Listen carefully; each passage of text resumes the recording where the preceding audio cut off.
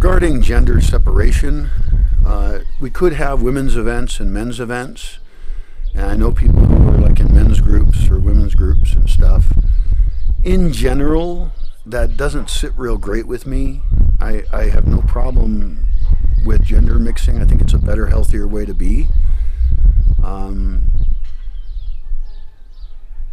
it could be that for a lot of people who have a lot of gender programming or damage, that is useful for them to have gender segregated events or spaces. I'm not actually against it. It just seems weird and potentially unnecessary. I mean, you could have a whole area of the community that was women only, or a whole area that was men only. Maybe that's a good idea. I mean, I think for the men only one, my immediate stereotype is that it's going to be a bunch of gay guys. And I've seen things like that, where a bunch of gay guys have an event and they'll invite straight guys, but they have kind of an ulterior goal there that I am not comfortable with. And then I can understand, having women's areas where they feel like men always talk over them and people mansplain at them, which is often just a man talking.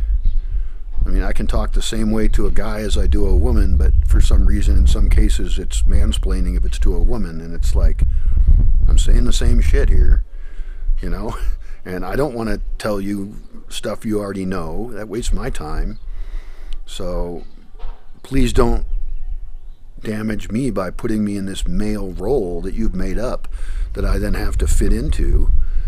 I don't fit into it, probably. And, well, maybe I do. And I'm open to discussion. It's fine. And we could have conversations about gender issues as they come up, but I really feel like we can just escape from most of them.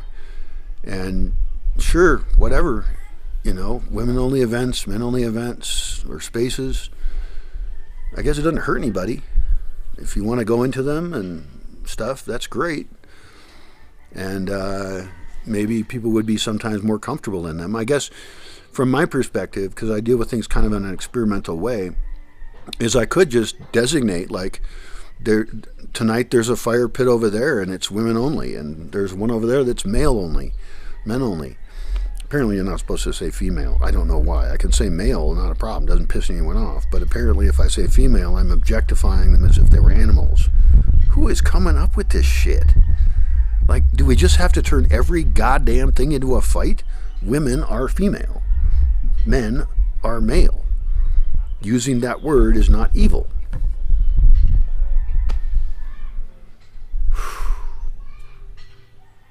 And then apparently I have to think about transgender issues a little bit. I have had a couple transgender people through that I know of, and maybe ones I didn't, because it's not like I'm checking people's plumbing when they come in or, investigating their biological history, because I mostly don't give a shit.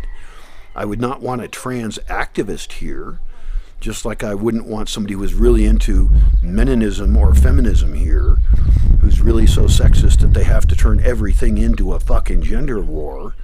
Like, just don't bring it in. I don't want to deal with it. Don't be creating the same problem that you want to escape from.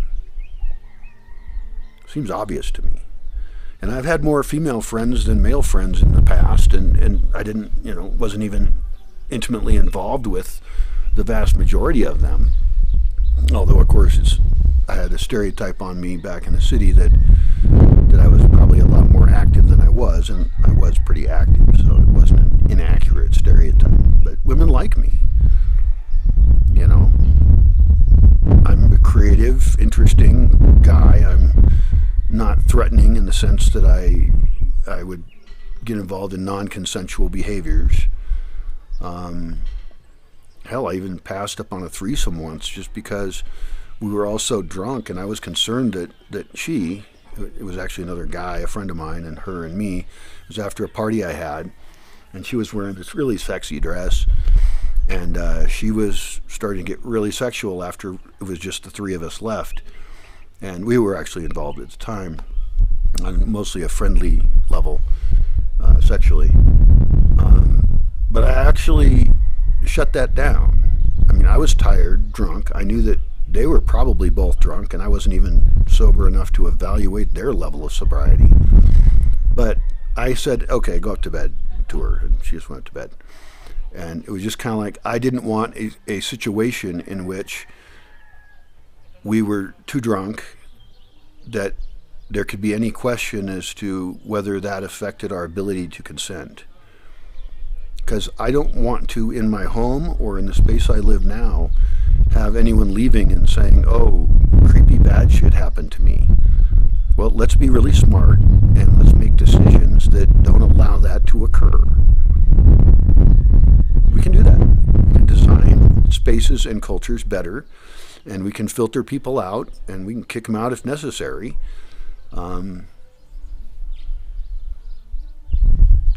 Yeah. I mean, I think everybody should be reputation tracked in that regard. And if you're a person who's always accusing other people of doing non-consensual things to you, or you're a person who does non-consensual things to other people, like, I can't believe there's still people who drug people's drinks in this world. That person should have their reputation destroyed for fuck ever. And I believe that's illegal too. So there could even be some government punishment there, hopefully. I mean, that's rape. So, I'm real pragmatic about this shit. And I think that rather than argue about it all, pointing fingers at other people who are not even guilty of anything, I think that we can come up with structural societal solutions and get rid of at least a large amount of the problem.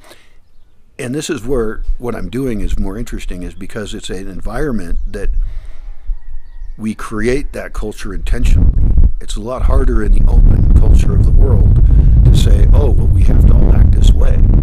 Well, I can say in my space, I can say, if you're going to come here, you're going to act in this way. Like things like requiring an STD test. But I almost think out in society at large that people could say, well, I won't sleep with you unless you get tested, or you can show me your test results. And then some assholes will be out there forging test results or something.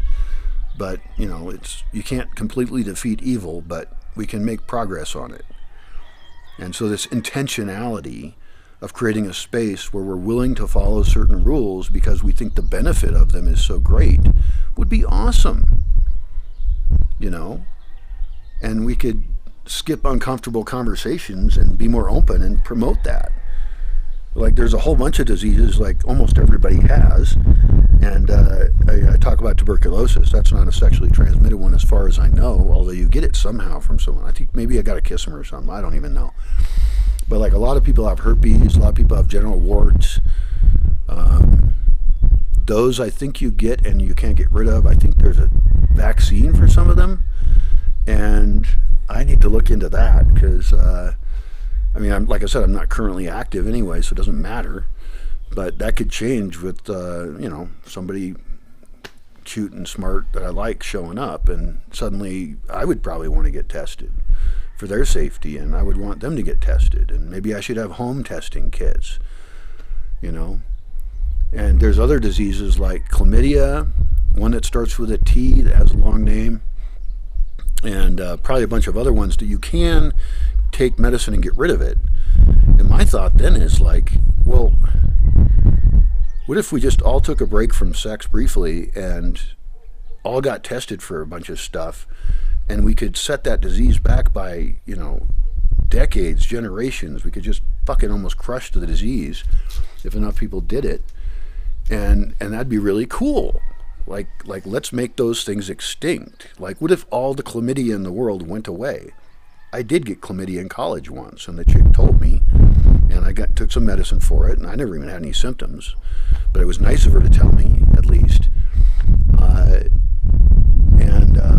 If there was a vaccine for some stuff, I guess maybe I would take it, because then I don't know. It's complicated, but let's have open communication around these things. Let's solve them.